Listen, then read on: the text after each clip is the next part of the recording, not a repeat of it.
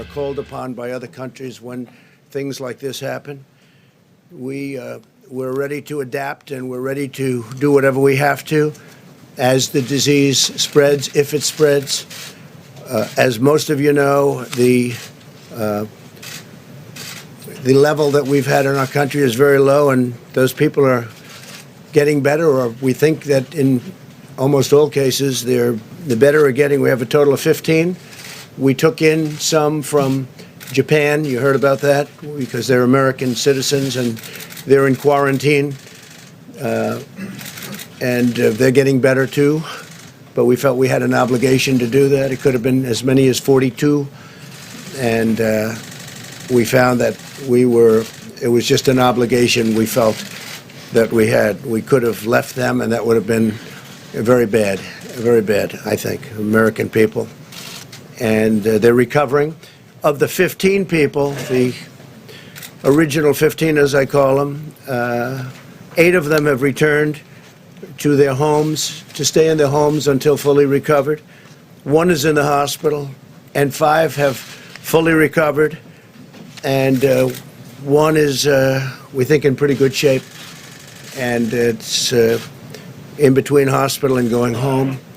So we have a total of, 15 people, and they're in a process of recovering, with some already having fully recovered. We started out by looking at certain things. We've been working with the Hill very, very carefully, very strongly, and I think we have very good bipartisan spirit for money. We were asking for $2.5 billion, and we think that's a lot, but the Democrats and I guess Senator Schumer wants us to have much more than that. And normally in life I'd say, we'll take it. We'll take it. If they want to give more, we'll do more. We're going to spend whatever's appropriate. Hopefully we're not going to have to spend so much, because we really think we've done a great job in keeping it down to a minimum. And again, we've had tremendous success beyond what people would have thought. Now, at the same time, you do have some outbreaks in some countries. Italy and various countries are having some difficulty. China, you know about where it started. I spoke with President Xi. We had a great talk. He's working very hard, I have to say. He's working very, very hard. And if you can count on the reports coming out of China, that spread has gone down quite a bit. The infection seems to have gone down over the last 2 days. As opposed to getting larger, it's actually gotten smaller. In one instance where we think it's somewhat reliable, it seems to have gotten quite a bit smaller. With respect to the money that's being negotiated, they can do whatever they want. I mean, we'll do the 2.5. We're requesting 2.5. Some Republicans would like us to get 4, and some Democrats would like us to get 8.5. And we'll be satisfied whatever it is. We're bringing in a specialist, very highly regarded specialist, tomorrow, who works actually at the State Department. Very, very tremendously talented in doing this. I want you to understand something that shocked me when I saw it. That I spoke with Dr. Fauci on this, and I was really amazed. And I think most people are amazed to hear it. The flu in our country kills from 25,000 people to 69,000 people a year. That was shocking to me. And so far, if you look at what we have with the 15 people, and they're recovering. One is pretty sick, but hopefully will recover. But the others are in great shape. But think of that, 25,000 to 69,000. Over the last 10 years, we've lost 360,000. These are people that have died from the flu, from what we call the flu. Hey, did you get your flu shot?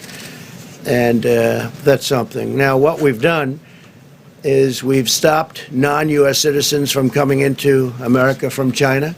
That was done very early on. We're screening people, and we have been at a very high level, screening people coming into the country from infected areas.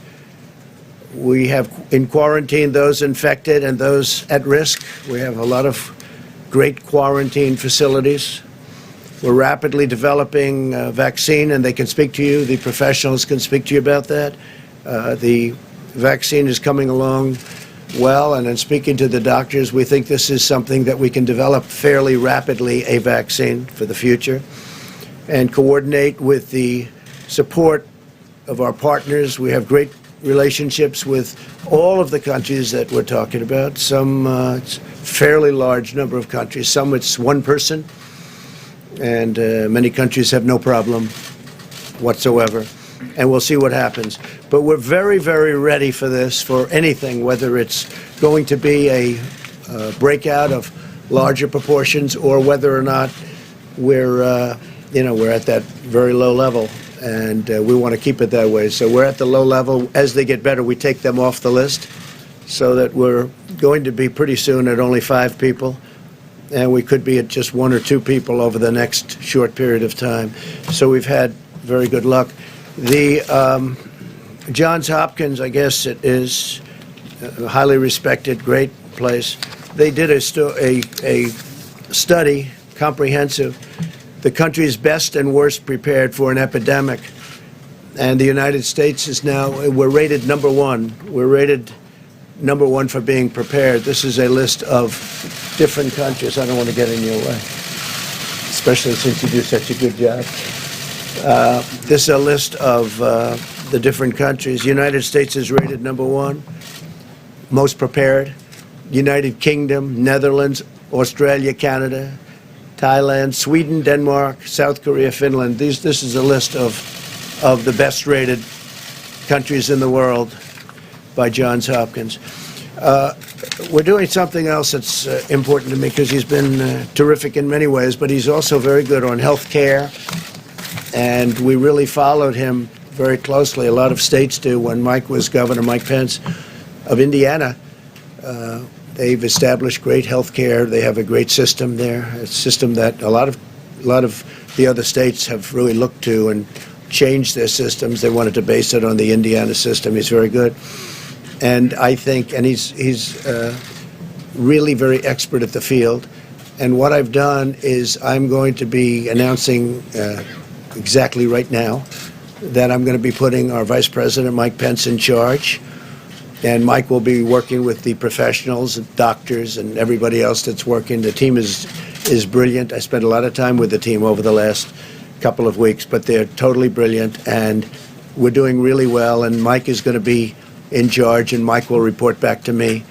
But he's got a certain talent for this, and I'm going to ask Mike Pence to say a few words, please. Thank you, Mike.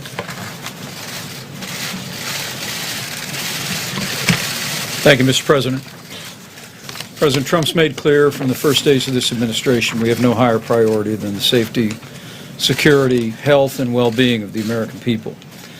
And from the first word of an outbreak of the coronavirus, the President took unprecedented steps to protect the American people from the spread of this disease. He recounted those briefly, but the establishment of travel restrictions, aggressive quarantine effort of Americans that are returning, the declaration of a public health emergency, and establishing the White House Corona Task Force are all reflective of the urgency that the President has brought to a whole-of-government approach. As a former governor from the state where the first MERS case emerged in 2014, I know full well the importance of presidential leadership, the importance of administration leadership, and the vital role of partnerships of state and local governments and health authorities in responding to the potential threat of dangerous infectious diseases.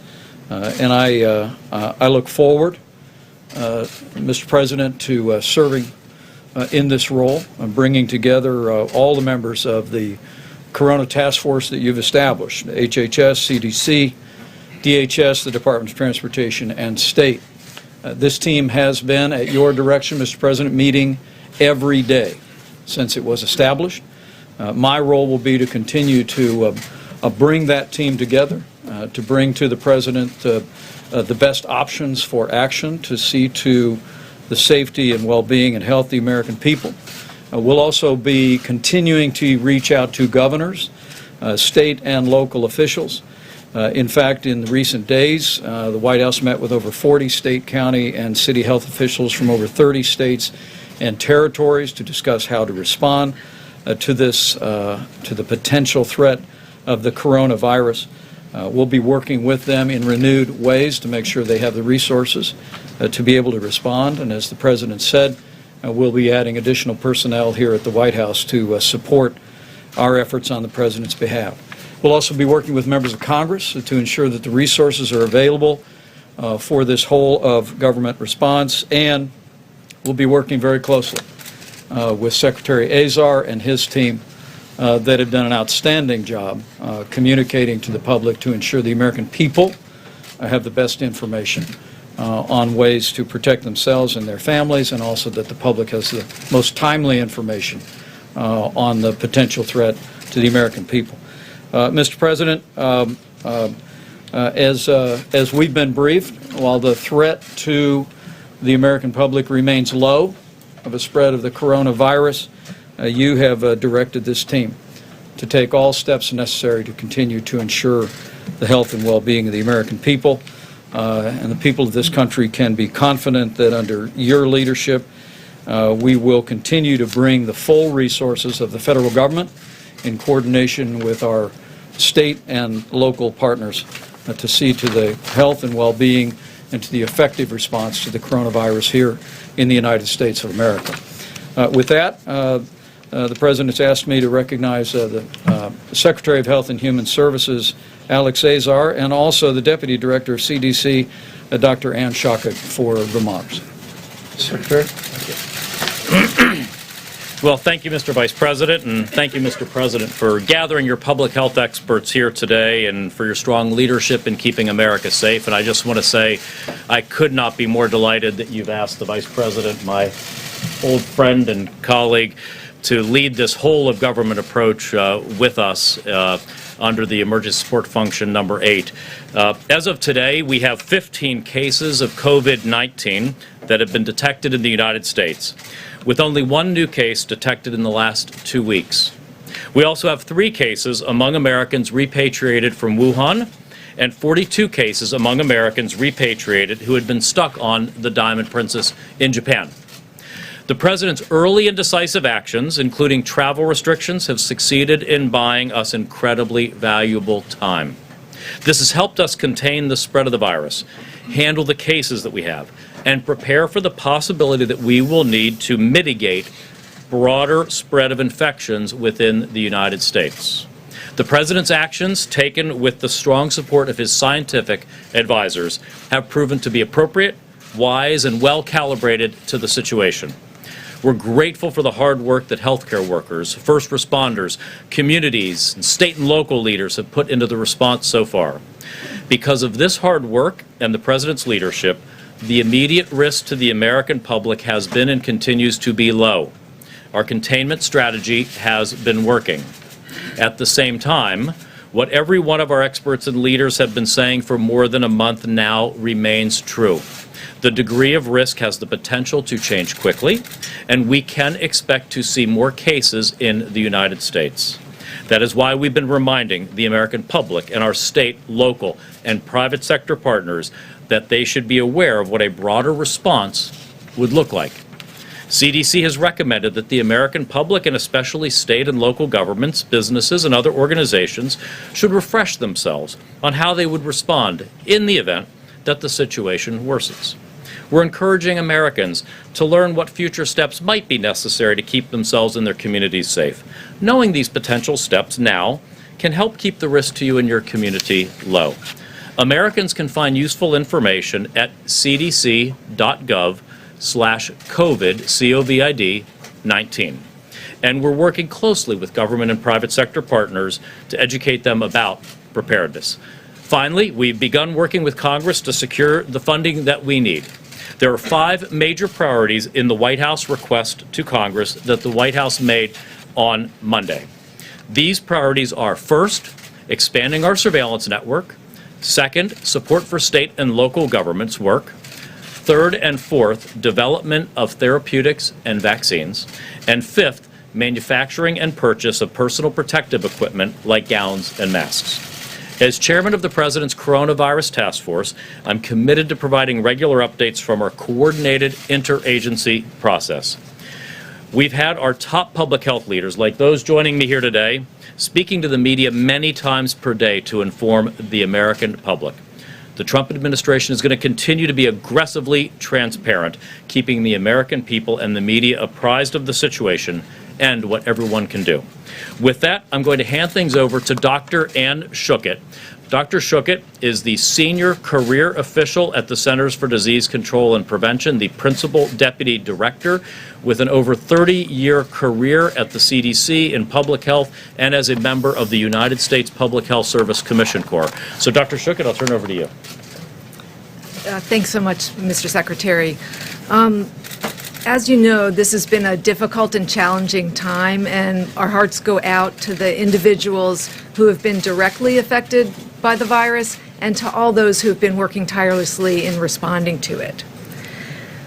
Our aggressive containment strategy here in the United States has been working and is responsible for the low levels of cases that we have so far. However, we do expect more cases, and this is a good time to prepare. As you heard, it's the perfect time for businesses, healthcare systems, universities, and schools to look at their pandemic preparedness plans, dust them off, and make sure that they're ready. And we have lots more information at the CDC's website and in partnership on how to do that. But it's also a really good time for the American public to prepare and for you to know what this means for you.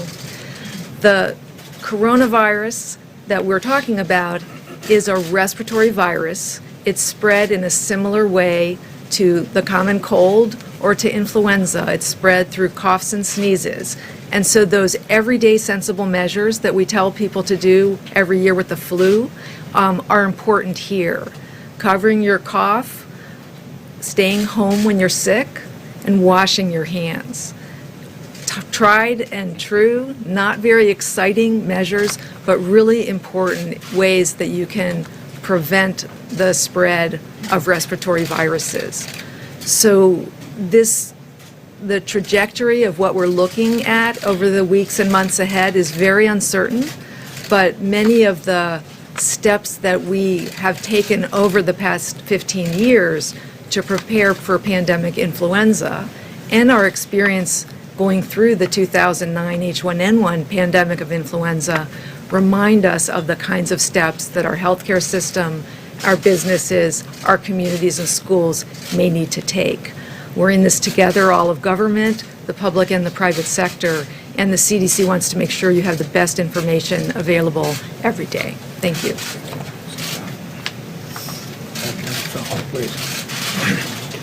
I just want to give you a very quick update on the. My name is Dr. Tony Fauci. I'm the director of the National Institute of Allergy and Infectious Diseases at NIH. Just a very quick update on the countermeasure development in the form of vaccines and therapeutics. I had told this audience at a recent press briefing that we have a number of vaccine candidates and one prototype one to give you a feel for the time frame of a vaccine and what its impact might be now and in subsequent years, is that I told you we would have a vaccine that we would be putting into trials to see if it's safe and if it induces a response that you would predict would be protective in about 3 months. I think it's going to be a little bit less than that. It's probably going to be closer to 2 months. That would then take about 3 months to determine if it's safe and immunogenic, which gives us 6 months. Then you graduate from a trial, which is phase 1 of 45 people, to a trial that involves hundreds, if not low thousands of people to determine efficacy. At the earliest, an efficacy trial would take an additional 6 to 8 months. So although this is the fastest we have ever gone from a sequence of a virus to a trial, it still would not be any applicable to the epidemic unless we really wait about a year to a year and a half. Now, that means 2 things. One, the answer to containing is public health measures. We can't rely on a vaccine over the next several months to a year. However, if this virus, which we have every reason to believe it is quite conceivable that it will happen, will go beyond just a season and come back and recycle next year. If that's the case, we hope to have a vaccine. And then finally and briefly, therapeutics. There are a number of antiviral drugs that are being tested. A few days ago, we initiated a randomized controlled trial of a drug called remdesivir, which has antiviral activity in vitro in an animal model. The good news about that is that it's a trial that's randomized to either placebo or standard of care and drug and standard of care, which means that we will know reasonably soon whether it works. And if it does, we will then have an effective therapy to distribute. Thank you. Okay, thank you. Go ahead, please. Thank you very much, Mr. President. First of all, you have just come from a long and busy trip from India. And Great country. As far Long as this coronavirus is concerned, you have a great scientific and medical team behind you or with you, and I'm sure they will keep America safe. As far as your trip to India, Mr. President, where do we go from here as far as US-India relations are concerned? And also, Mr. President, you are very famous in India, and Prime Minister Modi is very famous in America. What is the future? And Indian-American community is with you, Mr. President. Yeah, we won't talk too much about that other than I just got back. Long flight. It's a long flight. He's a great gentleman, a great leader. It's an incredible country. We were treated very, very well, and we really enjoyed it. A lot of tremendous progress was made in terms of relationship. Our relationship with India is extraordinary right now, and we're going to be doing a lot of business with India. They're sending billions and billions of dollars now to the United States, but we'd rather talk about this right now. The CDC said yesterday that they believe it's inevitable that the virus will spread in the United States, and it's not a question of if, but when. Do you agree with that assessment? Well, I don't think it's inevitable. It probably will. It possibly will. It could be at a very small level, or it could be at a larger level. Whatever happens, we're totally prepared. We have the best people in the world. You see that from the study. We have the best prepared people, the best people in the world. Congress is willing to give us much more than we're even asking for. That's nice for a change. But we are totally ready, willing, and able. It's a term that we use. It's ready, willing, and able. We have. It's going to be very well under control. Now, it may get bigger. It may get a little bigger. It may not get bigger at all. We'll see what happens. But regardless of what happens, we're totally prepared. Please. Mr. President, you talked a little earlier about the screening measures that you put in place and the travel restrictions you put in place regarding China. At this point, as the virus spreads in Italy and South Korea, are you planning on adding those countries? Well, just so you understand, I'm the President of the United States. I'm not the President of other countries. Other countries, some are on the list that are very respected in what they do in terms of what we're talking about. But I really want to be responsible for this country if it means placing a very strong situation on the border so people can't come into our country from a country that is infected. We're doing that, and we've already done it with numerous countries. But we have to focus on this country. I don't think it's right to impose ourselves on others. But if others aren't taking care, or we think they're doing it incorrectly, we're dealing with World Health, and we have terrific people, and CDC does go around and help other countries, give them recommendations as what to do. But they're working on their countries, and we're working on our countries. And so far, from our standpoint, it's really worked out very well. Just to follow up on Steve's question, can you clarify, are you considering restricting travel to and from South Korea, Italy, and other countries that have been affected At a by right time, we may do that. Right now, it's not the right time, but at a right time. And we are checking people as they come through, specifically for the problem that we're dealing with. So we're checking a lot of people if they're coming from South Korea's been hit pretty hard. Italy's been hit pretty hard. China is obvious what's happened in China. But again, the numbers seem to be leveling off and going down in China, which is very good news. So we'll see what happens. Please. President, White House has spent today denying that they are going to appoint a czar to run point on the coronavirus response. Today, the Secretary Azar testified that he didn't think one was necessary and they were going to run it out of HHS. And you yourself have been downplaying this. So why are you now selecting the Vice President to run Well, Mike point is on not this? his Vice President. He's in the administration. But I'm having everybody report to Mike. Mike's been very good, very adept. Anybody that knows anything about healthcare, they look at the Indiana model, and it's been a very great success. It's been a tremendous model in terms of healthcare, and this is really an offshoot of that. So this isn't a czar. I don't view Mike as a czar. Mike is part of the administration, but I'm having them report to Mike. Mike will report to me. They'll also be reporting in some cases to both. I'll be going to meetings quite a bit, depending on what they want to do and what message we want to get out. But we've done really an extraordinary job. When you look at a country this size, with so many people pouring in, we're the number one in the world for people coming into a country by far. And we have a total of 15 cases, many of which, almost much within a day, I will tell you, most of whom are fully recovered. I think that's really a pretty impressive mark. Now, we did take in 40 people that were Americans, and they're also recovering, but we brought them in, so I have a different group. But we felt we had an obligation to American citizens outside of the country that were trying to get back in. We thought it was very important. Mr. President, the stock market has taken a big hit over the past few days. What can you do about that? And if the CDC is right in saying that the spread is inevitable, are you going to be dealing with stock market issues and economy issues for some time to come? Well, I really think the stock market is something I know a lot about. I think it took a hit maybe for two reasons. I think they look at the people that you watched debating last night and they say if there's even a possibility that can happen. I think it really takes a hit because of that. And it certainly took a hit because of this, and I understand that also because of supply chains and various other things, and people coming in. But I think the stock market will recover.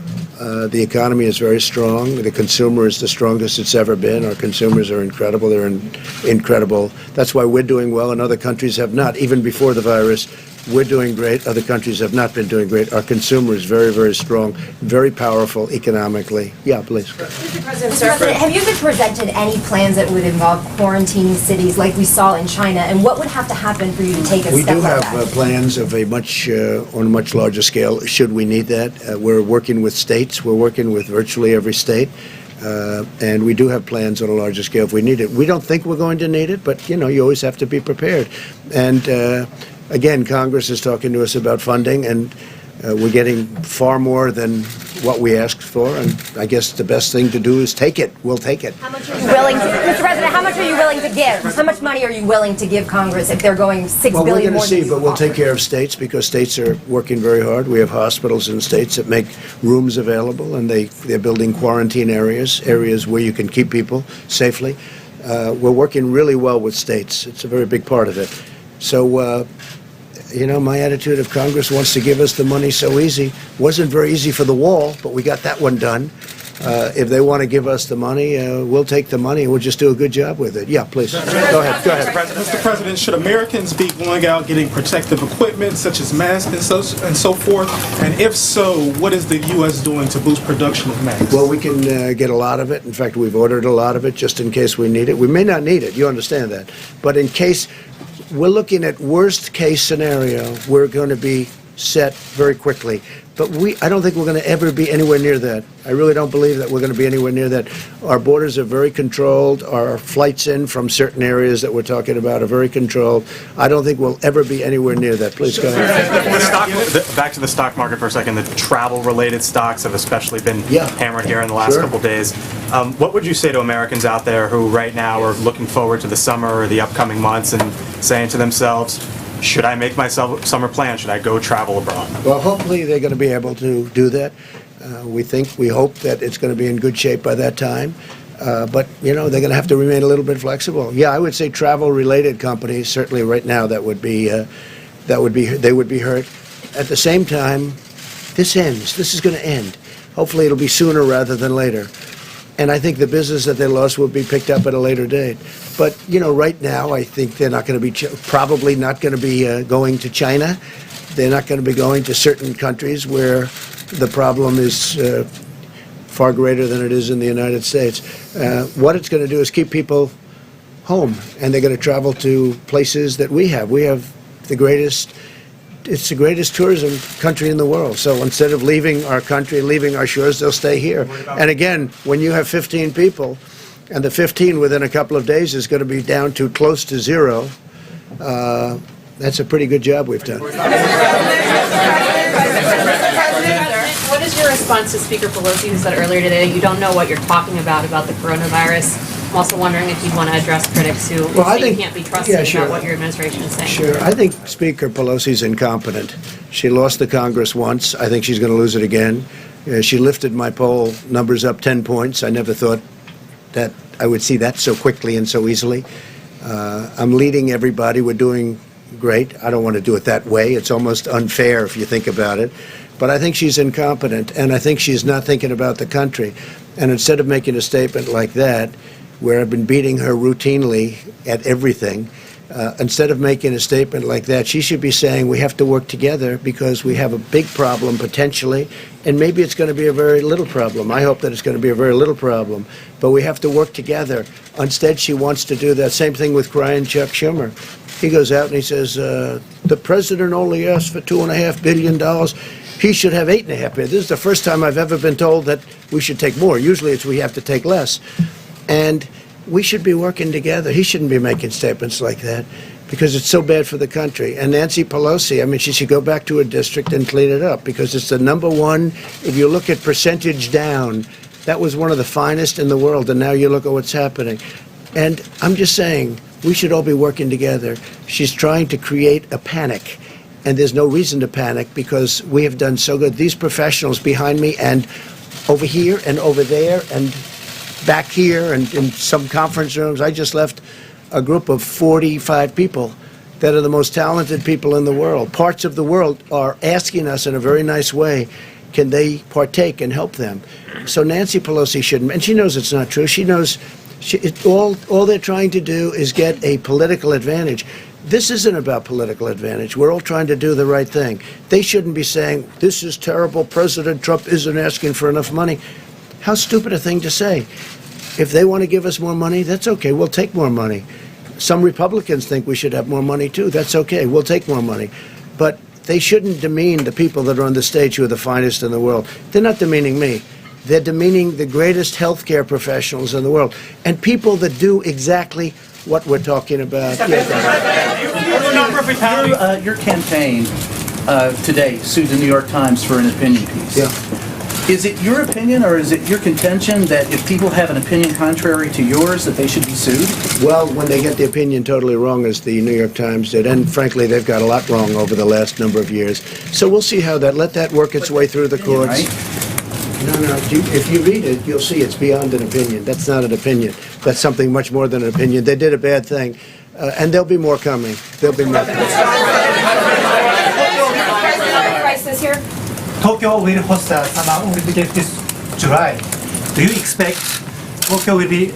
I hope so, because Shinzo Abe is a very good friend of mine. I love the people of Japan, and I hope it's going to be in good shape. As you know, you have a number of people in Japan who have been infected.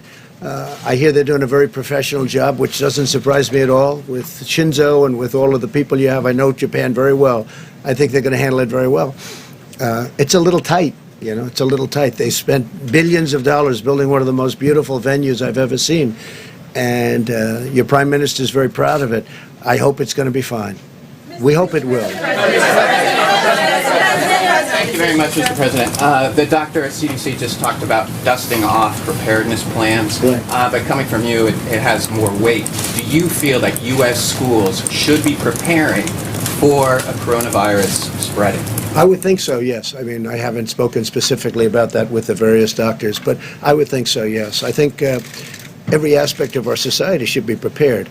I don't think it's going to come to that, especially with the fact that we're going down, not up. We're going very substantially down, not up. But, yeah, I think schools should be preparing and, you know, get ready just in case. The words are just in case. We don't think we're going to be there. We don't think we're going to be anywhere close. And again, if you look at some countries, they are coming down. It's starting to go in the other direction. This will end. This will end. You look at flu season, I said 26,000 people. I never heard of a number like that. 26,000 people going up to 69,000 people, doctor, you told me before. 69,000 people die every year from 26 to 69, every year from the flu. Now think of that. It's incredible. So far, the results of all of this that everybody's reading about, and part of the thing is you want to keep it the way it is. You don't want to see panic because there's no reason to be panicked about. But when I mentioned the flu, I said, actually, I asked the various doctors, I said, is this just like flu? Because people die from the flu. and this is very unusual. And it is a little bit different, but in some ways it's easier, and in some ways it's a little bit tougher. But we have it so well under control. I mean, we really have done a very good job. Go ahead. Do you believe the number of fatalities? Thank you, Mr. President. You mentioned the stock market earlier. To go back to that, to be clear, the Dow Jones dropped more than 2,000 points this week. Are you suggesting that that was overblown? Are financial markets overreacting here? I think the financial markets are very upset when they look at the Democrat candidate standing on that stage making fools out of themselves, and they say, if we ever have a president like this, and there's always a possibility, it's an election, you know, who knows what happens, right? I think we're going to win. I think we're going to win by a lot. But when they look at the statements made by the people standing behind those podiums, I think that has a huge effect, yeah. Had to do with the coronavirus? No, I think it did. I think it did. But I think you can add quite a bit of sell-off to what they're seeing, because they're seeing the potential. Again, I think we're going to win. I feel very confident of it. We've done everything and much more than I said we were going to do. You look at what we've done. What we've done is incredible, with the tax cuts and regulation cuts and rebuilding our military, taking care of our vets and getting them choice and accountability. All of the things we've done, protecting our Second Amendment.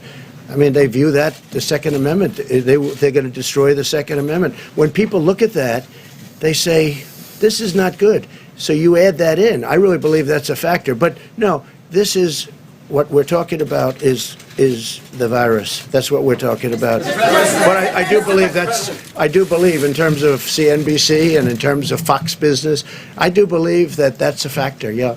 And I think after I win the election, I think the stock market's going to boom like it's never boomed before. Just like it did, by the way, after I won the last election. The stock market the day after went up like a rocket ship.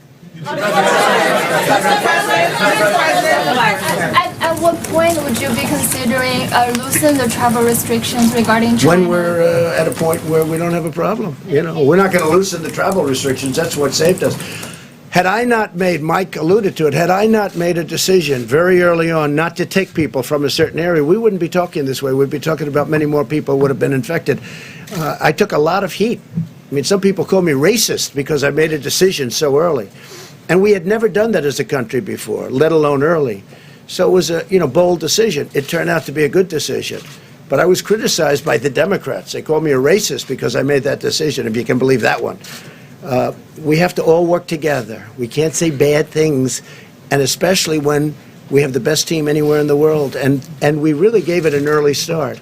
We gave it a very early start. Republicans have consistently called for enormous cuts to the CDC, the NIH, and the WHO. You've talked a lot today about how these professionals are excellent, how they're critical and necessary. Does this experience at all give you pause about those? No, because we can get money and we can increase staff. We know all the people. We know all the good people. It was a question I asked the doctors before. Some of the people we cut, they haven't been used for many, many years. And if we ever need them, we can get them very quickly. And rather than spending the money, and I'm a business person, I don't like having thousands of people around when you don't need them. When we need them, we can get them back very quickly. For instance, we're bringing some people in tomorrow that are already in this, great government that we have, and very specifically for this. We can build up very, very quickly, and we've already done that. I mean, we really have built up. We have a great staff, and using Mike, I'm doing that because he's in the administration, and he's very good at doing what he does and doing as it relates to this. Yeah, go ahead. Go ahead, please. Thank you, Mr. President. Yeah, go ahead. So far your administration... I picked him, but you're fine. So far your administration is only testing less than 500 people, and health officials are questioning whether that's enough, comparing to other countries who have tested more than tens of thousands of people. Are you planning to test more people? Well, we're testing everybody that we need to test, and we're finding very little problem. Now, you treat this like a flu. We were, in fact, I might ask one of the doctors to come up and explain it. You want to wash your hands a lot. You want to stay, if you're not feeling well, if you feel you have a flu, stay inside, sort of quarantine yourself, don't go outside. But there are certain steps that you can take that we won't even be necessary. In many cases, when you catch this, it's very light. You don't even know there's a problem. Sometimes they just get the sniffles. Sometimes they just get something where they're not feeling quite right. And sometimes they feel really bad. But that's a little bit like the flu. It's a little like the regular flu that we have flu shots for. and we'll essentially have a flu shot for this in a fairly quick manner. Yeah, go ahead. President, 2 weeks ago, Mr. President, your acting OMB director was in this room and was talking about what he expects to be GDP growth for this coming year. He said it was 3%, and we've talked about the effects of the coronavirus on the supply chain, the declines in the financial markets. Are you still confident that you'll see that kind of economic growth this year? No, we're going to have tremendously low unemployment. We're setting records in that way. In fact, the administration is, as you know, the lowest average unemployment of any administration in history, and our numbers are very low, very good, 3.5, 3.6. But you can't really see what this does in terms of GDP. It could affect it, but that's irrelevant compared to what we're talking about. We want to make sure it's safe. Safety, number one. But this would have, an impact on GDP. But we're still we're doing great. But this will have, just like, I'll tell you what has a big impact. Boeing has a big impact. How did that happen? A year ago, all of a sudden, that happened. I think that took away a half a point to a point even. It's a massive company. I think Boeing, we had the General Motors strike. That was a big impact on GDP. And, of course, we're paying interest rates. I disagree with the head of the Fed. I'm not happy with what that is because he's kept interest rates. President Obama didn't have near the numbers, and yet, if you look at what happened, he was paying zero. We're paying interest. Now, it's more conservative, and frankly, people that put their money away are now getting a return on their money as opposed to not getting anything. But I think, we're the greatest of them all. We should be paying the lowest interest rates. And when Germany and other countries are paying negative rates, meaning they're literally getting paid when they put out money. I mean, they borrow money and they get paid when it gets paid back. Who ever heard of this before? It's a first. But we don't do that. So I totally disagree with our Fed. I think our Fed has made a terrible mistake, and it would have made a big difference as good as we've done, even without the 2,000 points. And we started off at 16,000, and we'll be at 28,000 without. We were going to crack 30,000. We have had increases like nobody's seen before. But we're doing well, but we have to watch. We're doing well anyway, in other words, even despite the 2,000 points. It sounds like a lot, and it's a lot, but it's not. It's very little compared to what we've gone up. But we'll be watching it very closely. But we have been hurt by General Motors. We've been hurt by Boeing, and we've been hurt, in my opinion, very badly by our own Federal Reserve, who has also created a very strong dollar. That's something nice about a strong dollar, but it makes it much harder to do business outside of this country. Thank you, sir. A number of your supporters online have embraced these theories or forwarded these theories that the CDC may be exaggerating the threat of coronavirus to hurt you politically. Rush Limbaugh the other day said this has been advanced to weaponize the virus against you. You don't mean my supporters, you mean my people that are not supporters. Right, your opponents. I agree with it. Have you seen evidence of that? I think, and I'd like it to stop. I think people know that when Chuck Schumer gets upset, I mean, he did the same thing with a couple of trade deals that are phenomenal deals now. Everybody's acknowledged they're phenomenal deals. Before he ever saw the deal, he didn't even know we were going to make a deal. They said, what do you think of the deal with China? I don't like it. I don't like it. He talked about tariffs. I left the tariffs on, 25% on $250 billion. He said he took the tariffs off. He didn't even know the deal. And he was out there knocking it because that's a natural thing to say. But when you're talking about especially something like this, we have to be on the same team. This is too important. We have to be on the same team. Have you seen evidence that the CDC is trying to hurt you? No, I don't think the CDC is at all. No, they've been working really well together. No, they really are. They're professional. I think they're beyond that. They want this to go away. They want to do it with as little disruption, and they don't want to lose life. I see the way they're working. This gentleman, these people behind me, and others that are in the other room. They're incredible people. No, I don't see that at all. Thank you, Mr. President. Thank you very much. I don't know who said that, but Thank you, Mr. President. Tonight, you're minimizing the risk, the danger of the virus. Are you telling the Americans, except for the ones who are sick, not to change any of their behaviors? No, I think you have to always, I do it a lot anyway, as you probably heard. Wash your hands, stay clean. You don't have to necessarily grab every handrail unless you have to. You do certain things that you do when you have the flu. I mean, view this the same as the flu. When somebody sneezes, I mean, I try and bail out as much as possible when they're sneezing. I had a man come up to me a week ago. I hadn't seen him in a long time, and I said, how you doing? He said, fine, fine. He hugs me, kisses. I said, are you well? He says, no. He said, I have the worst fever and the worst flu. And he's hugging and kissing me. So I said, excuse me. I went there, I started washing my hands. So you have to do that. You know, this is, I really think, Doctor, you want to treat this like you treat the flu, right? And, you know, it's going to be fun. I want to have you, it was so nice of you to say thank you very much. Go ahead, give me a nice question then. Don't ruin it. Don't ruin it with a bad question. Go It's really ahead. nice to talk to you without the helicopter. I gotta say that. But also, I want to talk to you about 2014. During the Ebola crisis, you said you wanted a quote-unquote full travel ban.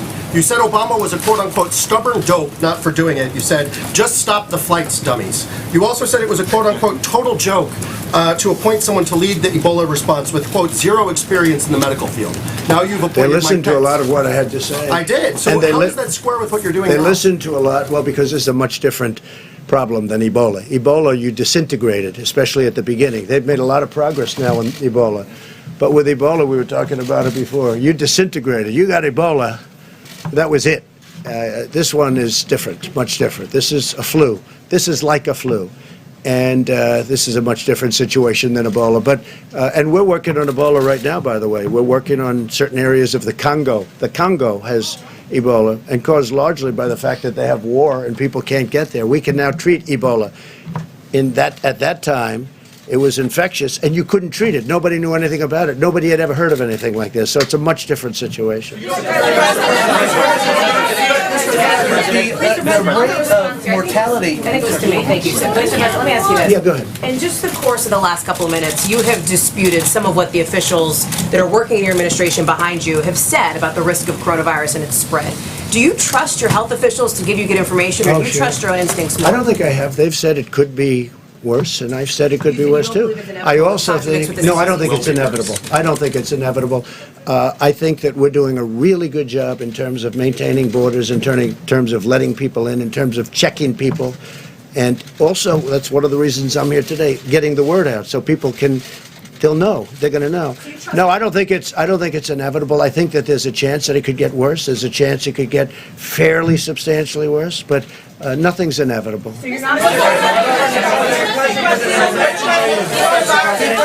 Mr. President, Brazil has its first case. That's right. Brazil. Right, Brazil. Yeah. And you have many Americans now in Brazil for Carnival.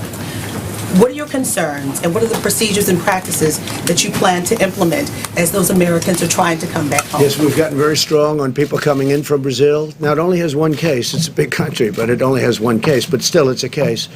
We deal with Brazil very well. The president's a very good friend of mine. In fact, he ran on it's called Make Brazil Great Again. That's what he ran on. We get along very well. I know you're so thrilled to hear that. We get along very, very well. And we're working with Brazil. But we have much worse instances than Brazil. You know, you have Italy and you have other countries where they have much more than one person. They have one person right now, as of just a little while ago, one person in Brazil. But Italy is, a deeper problem. And we're checking people coming in very, very strongly from those. And at some point, we may cut that off. You know, at some point, depending on what happens, we may cut certain additional countries off, like we've had to do with China. And we hope we can open it up to China as soon as possible. And we hope the numbers we've been getting, are true on China, where it really has leveled off and started to go down. Because eventually, sometime, that's going to happen. Go ahead. Thank you very much. You've said repeatedly that you think the federal government is very prepared, that you're ready for this. Yep. But if you think that Secretary Azar is doing such a great job, why did you feel the need to make a change and put Vice President Mike Pence in charge of the federal response to this virus?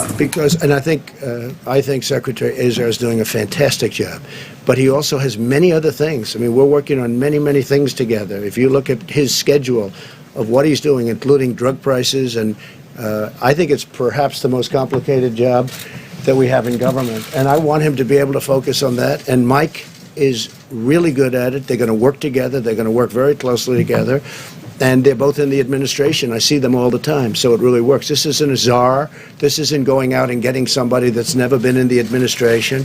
I have two people that are very talented, and it's something I feel good about. I don't want to spare the horses. I have very talented people. I want to use them on this because I want it to stay low or as low as possible. Mr. President, Thank you, Mr. President. I want to get to China. At the beginning of this outbreak, the Chinese Communist Party covered it up.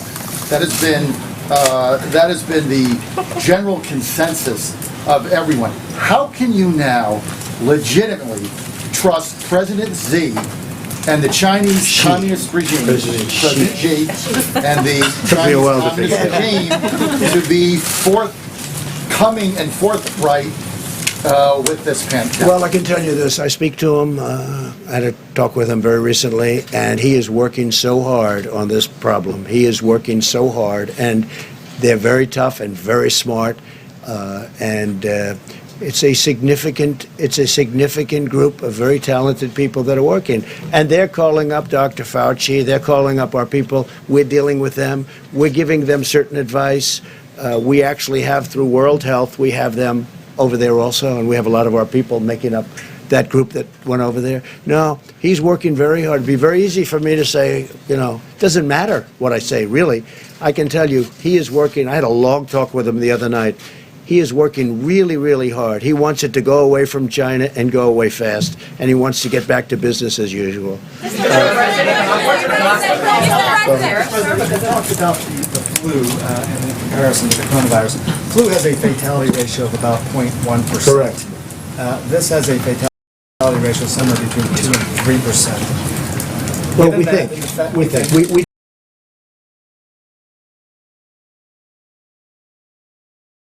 We don't know exactly the what it numbers is. so far. And the flu is higher than that. The flu is much higher than that. There's more people who get the flu, but this is spreading, or it's going to spread maybe within communities. That's the expectation. Does that worry you? Because that seems to be what worries the American No, because we're ready for it. It is what it is. We're ready for it. We're really prepared. We have, as I said,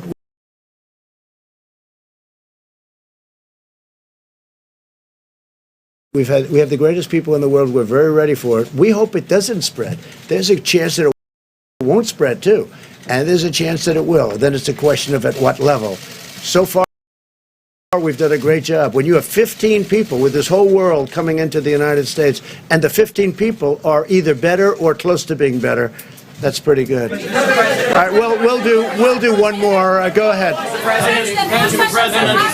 Mr. President, there have been many cases of price gouging on the sales of medical equipment, masks, and so on. Should the government be investigating that, looking into it, and do you have a message on that? If you tell me that's happening, we would definitely investigate. We don't want that. All right, one more. Go ahead. Go ahead. Mr. President, thank you. Go ahead. No. Yes? Go ahead. Are you working with China right now, Yes. specifically in what areas? Also, We're working with China. We just did the biggest trade deal in history. We did two of them between USMCA and the China deal. It's the biggest in history.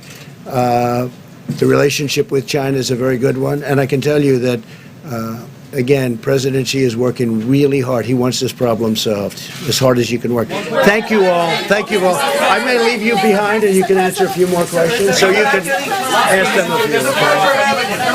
Are you going to do this more often? Yes. You are? Please, come on.